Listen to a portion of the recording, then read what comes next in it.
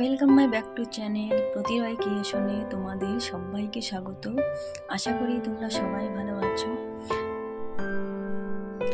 আগামী পর্বে সন্ধ্যা তারা ধারাবাহিক পর্বে আমরা দেখতে পেয়েছি যে নীলের পিসি শৈল তার দাদা ঈশ্বরকে ফোন করে বলল, দাদা সর্বনাশ হয়ে গেছে, সব জানাজানি হয়ে গেছে। ঈশ্বর বলল, আমি জানতাম। আচ্ছা, বিজয়া জেনে ফেলেছে না? হ্যাঁ দাদা, সব জেনে গেছে। আর সন্ধ্যা বৌদিকে আর সবাইকে নিয়ে ওখানে গেছে। কি বলছো শৈল?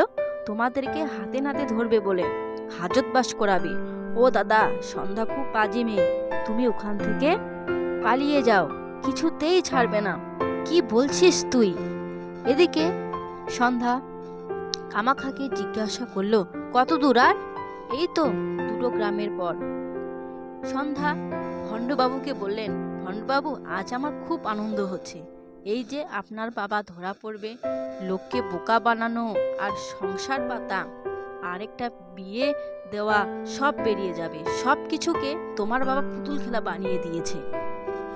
উনি নাকি মাননি লোক।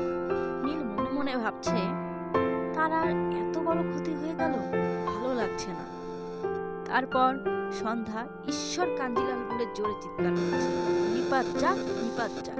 এই ছিল সন্ধ্যা তারা ধারাবাহিকের পর্বটি ভালো লাগলে আমার চ্যানেলটিকে সাবস্ক্রাইব করে পাশে থাকুন। আপনাদের অসংখ্য ধন্যবাদ।